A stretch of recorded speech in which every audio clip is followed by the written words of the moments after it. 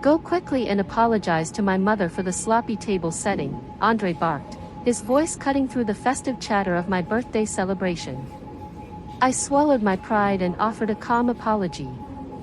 But with each word I noticed Luda Semyonovna, my mother-in-law, growing paler, her lips tightening as if my very presence offended her.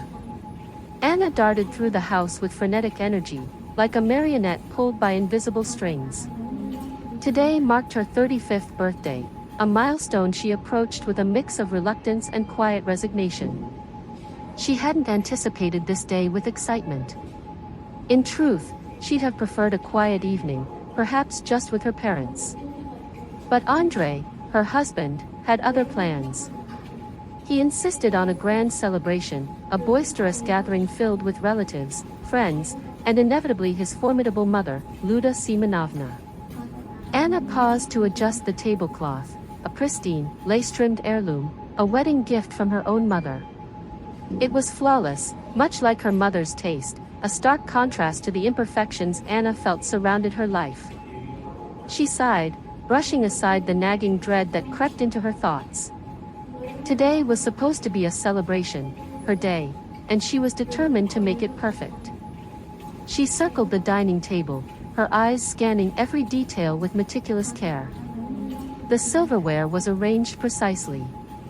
Forks on the right, knives on the left, each piece polished to a gleam. Wine and champagne glasses stood in neat rows, their delicate stems catching the light. Anna had learned these rules of etiquette from her grandmother, who had instilled in her a love for tradition and grace. Yet no matter how perfect her efforts, Anna knew Luda Semovina would find fault. She always did. The older woman had an uncanny ability to spot the tiniest flaw, to wield her criticism like a sharpened blade. In the kitchen, the oven hummed, releasing the warm, sugary aroma of Anna's homemade cake, a labor of love that had consumed her for 2 days. The sponge was light and fluffy, the frosting velvety and smooth, adorned with intricate fondant decorations that rivaled those of professional bakers. Anna allowed herself a small smile, picturing Andre's reaction. He always admired her culinary talents, though he kept his praise muted in his mother's presence, as if afraid to challenge her authority. "Why are you scurrying around like a mad woman?" Andre's voice startled her from behind. She turned to find him leaning against the kitchen doorway, arms crossed, his expression a mix of irritation and indifference. He was dressed in an old, faded t-shirt and worn sweatpants, hardly the attire for a festive occasion. "I'm preparing," Anna replied, forcing her voice to remain steady. "The guests will be here any minute." "Preparing?" he scoffed, his tone laced with condescension. "You should have started by cleaning up this pigsty." Anna's chest tightened, a familiar spark of frustration igniting within her. Pigsty? She had spent the entire day scrubbing every corner of their apartment until it sparkled. The floors were spotless. The furniture dusted. The cushions fluffed. "I've cleaned everything," she said, struggling to keep her voice even. "I'm just making sure everything's ready." "Oh really?" Andre raised an eyebrow, pointing to a minuscule smudge of frosting on the countertop. "What's this then? Blind?" Anna stared at the tiny speck, barely visible unless you were looking for it. She grabbed a damp cloth and wiped it away, her movements deliberate. "There," she said, her voice tight. "It's gone." "You need to be more careful," Andre chided, his tone dripping with superiority. "Mother doesn't tolerate sloppiness. Mother doesn't like, mother expects, mother demands." Those words had become a refrain in Anna's life, a constant reminder of her inadequacy in Ludma Siona's eyes. She was tired, exhausted, really, of living under the shadow of her mother-in-law's disapproval, of Andre's unwavering loyalty to his mother's opinions over her own. "Andre," she said, her voice trembling but resolute, "it's my birthday today. Can we please, just for one day, skip the criticism?" "I'm not criticizing," he snapped, his eyes narrowing. "I'm just telling you how it is. If you did things right, I wouldn't have to say anything." Anna turned away, blinking back the tears that stung her eyes. She felt small, like a child scolded for a task done poorly, and on her birthday, no less. "Fine," she murmured, her voice barely audible. "Whatever you say." She busied herself checking the cake in the oven, its golden edges just beginning to set. It needed only a few more minutes before she could add the candles, a final touch to her masterpiece. "Is the cake at least edible?" Andre asked, his voice heavy with skepticism. "Or did you mess that up too, like always?" Anna bit her lip, refusing to take the bait. She didn't want to argue, didn't want to let his words ruin what little joy she could salvage from this day. She just wanted it to be over. Soon the guests began to arrive, their voices filling the apartment with a lively hum. Anna's parents were the first to arrive, their arms laden with a vibrant bouquet of flowers and warm, heartfelt embraces. Their love was a balm, a reminder of a world where she was valued unconditionally. "Happy birthday, my darling," her mother said, kissing her cheek softly. "You're our pride and joy." Anna's throat tightened with emotion. "Thank you, Mom," she whispered, fighting back tears. Then came Andre's relatives, a boisterous group whose loud laughter and unsolicited advice filled the room. And inevitably, Luda Siamovna arrived. Her presence like a cold draft. Her face was set in its usual expression of disapproval. Her sharp eyes scanning the room for imperfections. "Hello, Aneska," she said, offering a perfunctory kiss on Anna's cheek, as if the gesture were a burden. "You look rather tired today. Overwhelmed, perhaps?" "Everything's fine, Luda Simovina," Anna replied, forcing a smile that felt brittle. "Just a bit nervous, that's all." "Nervous?" Luda Siamovna's lips curled into a condescending smirk. "What's there to be nervous about? It's a simple matter of ensuring everything is proper and refined." Anna clenched her jaw, swallowing the retort that rose in her throat. Arguing with Lyudmila Simona was like arguing with a brick wall. She was always right, and everyone else was perpetually wrong. As the guests settled around the table, complimenting the spread of appetizers and drinks, Anna played the gracious hostess, refilling glasses and offering smiles. Though her heart pounded with mounting tension, she could feel Lyudmila Simonovna's gaze like a hawk circling for prey, searching for any flaw to pounce on. Anna braced herself, knowing criticism was inevitable. "What are these plates?"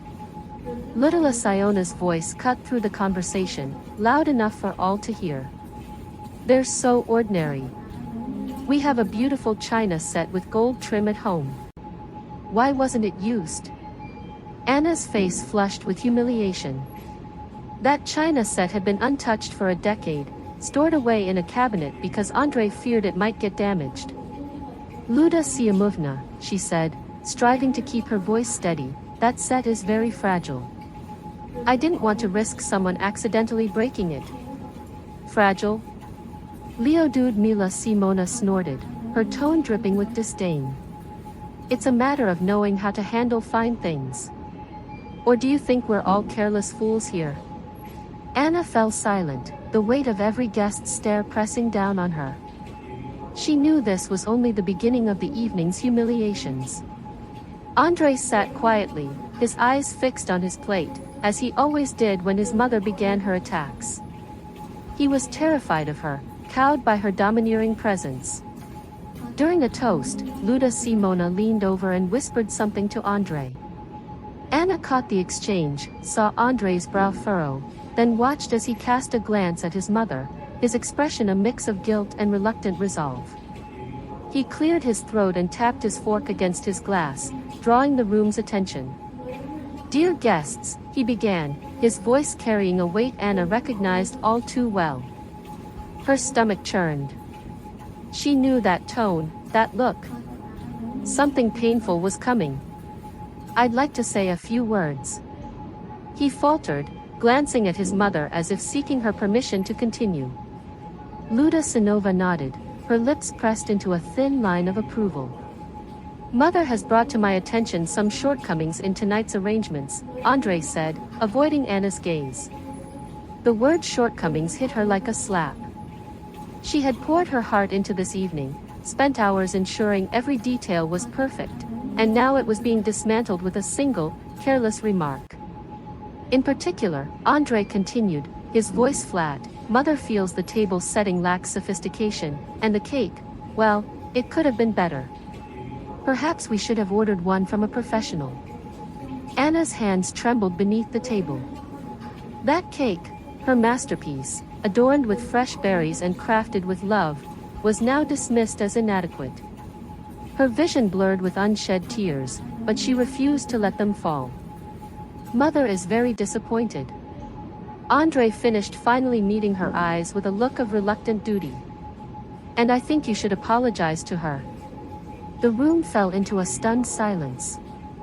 Forks paused midair, conversations halted, and every pair of eyes turned to Anna, waiting for her response. Luda Simona sat erect, her expression triumphant as if she'd won a long-fought battle. Andre looked both guilty and afraid, caught between his mother's expectations and the weight of his words. Anna's parents exchanged a glance, their faces etched with concern and quiet anger. Anna opened her mouth to speak, but the words lodged in her throat, choked by a surge of humiliation and betrayal.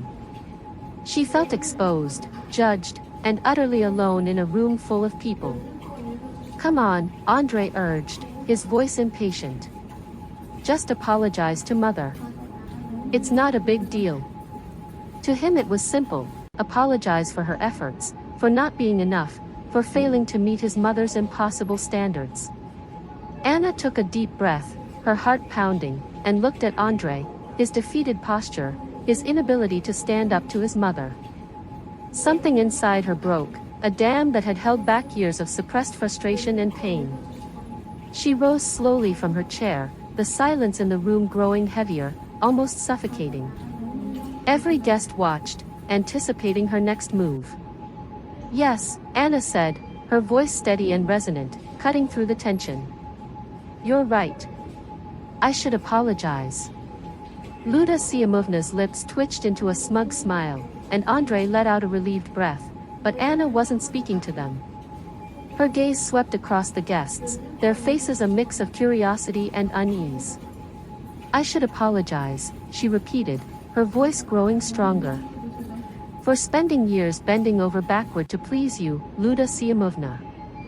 For trying to be the perfect wife for your son, knowing it was an impossible task. For staying silent when you criticized my cooking, my home, my choices, my very existence. For allowing you to meddle in our marriage and chip away at our happiness. Her words were like a flood, unstoppable now that the dam had burst.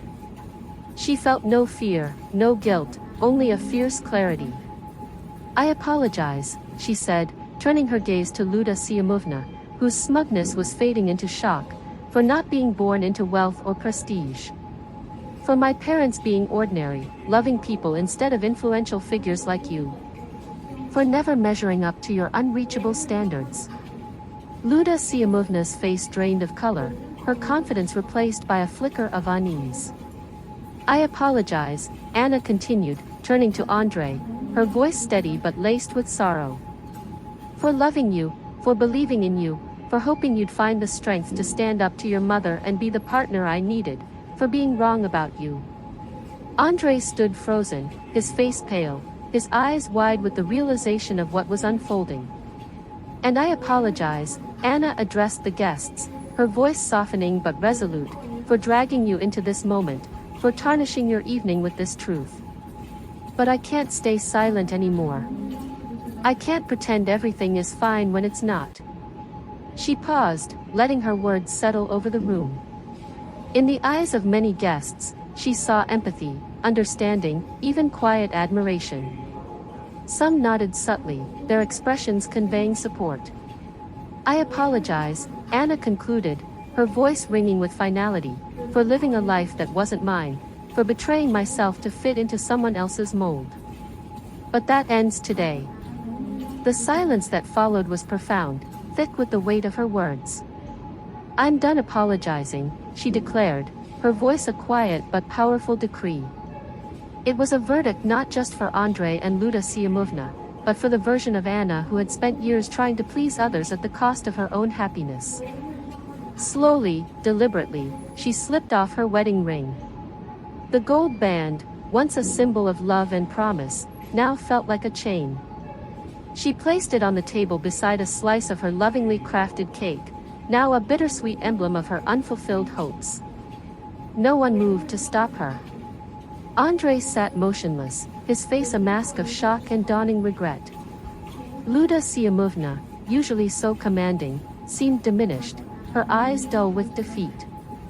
The guests were silent, some averting their gazes, others watching Anna with a mix of awe and sympathy.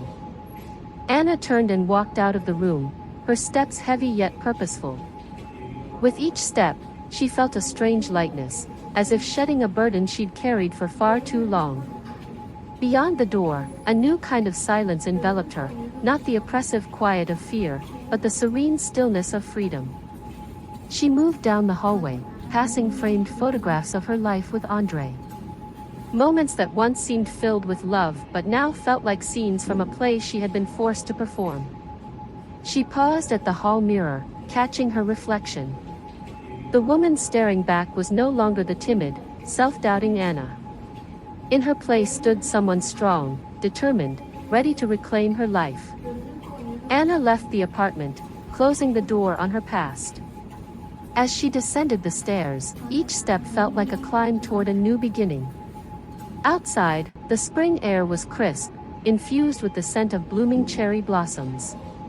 She inhaled deeply, a genuine smile spreading across her face. For the first time in years, she felt free. Back in the apartment, the stunned guests broke into hushed conversations, their voices tinged with shock and judgment. I always knew Luda Siamovna would push her too far, one of Andrei's cousins whispered. You can't treat someone like that and expect them to stay. And Andrei, another guest muttered, how could he let his mother humiliate her like that? He's always been her puppet, a third voice replied. It's no surprise. Luda Siamovna sat rigid, her face a mask of anger and confusion, her usual authority crumbling. Andrei remained silent, his head bowed, overwhelmed by guilt and the weight of his loss. He knew he had lost Anna, and he could only blame himself and his mother's unrelenting control. One by one, the guests left, their departures quiet and awkward, avoiding eye contact with Andrei and his mother. The celebration was over, leaving only the wreckage of a broken marriage.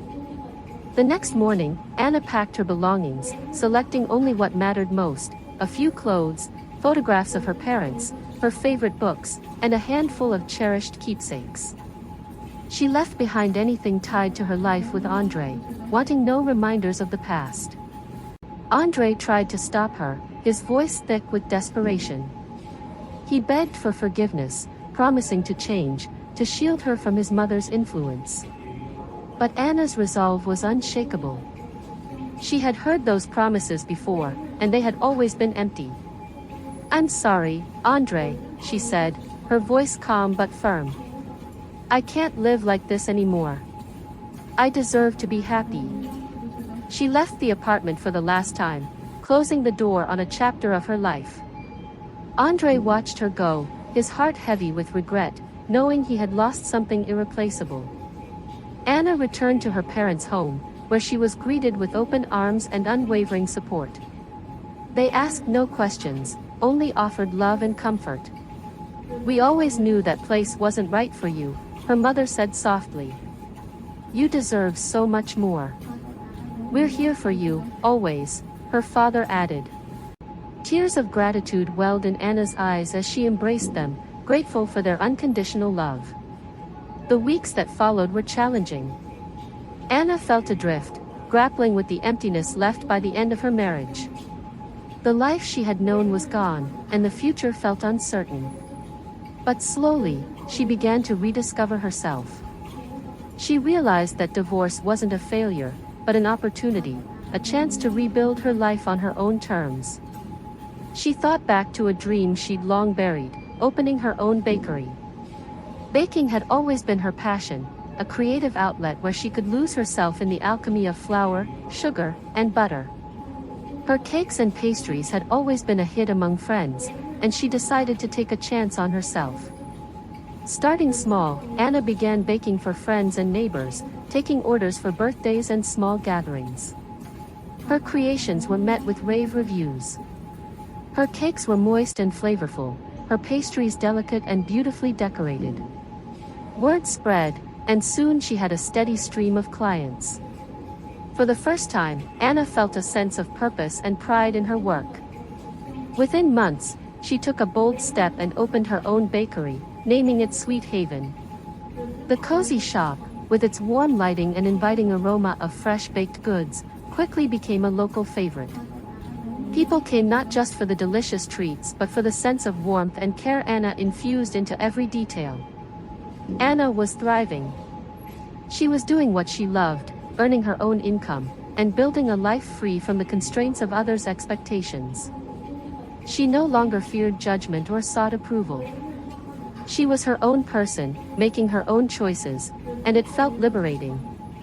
One quiet afternoon, Andre walked into Sweet Haven.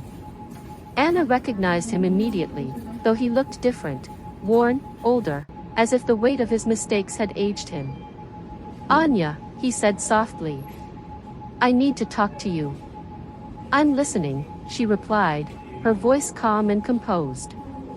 "I know I messed up," he said, his eyes pleading.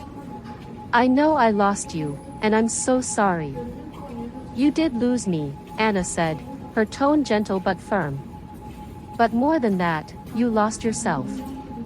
I want to make things right," he continued, his voice breaking.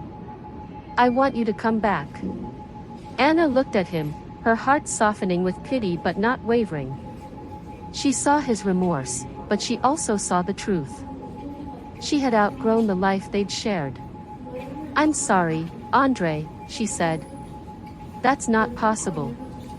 I don't love you anymore." Andre's shoulders slumped, and he nodded, accepting her words.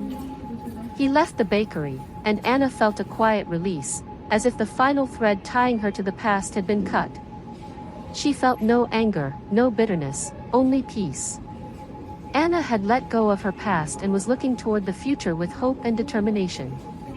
She knew challenges lay ahead, but she was ready for them. She had learned the most important lesson of all, to love and respect herself, to never apologize for who she was or what she wanted. Anna's story spread through the community, becoming a beacon of hope for others, particularly women trapped in similar situations.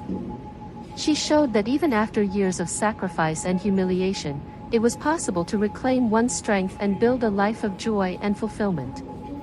The price of her endurance had been steep, but the freedom she gained was worth every moment of struggle. Anna was free. And she was finally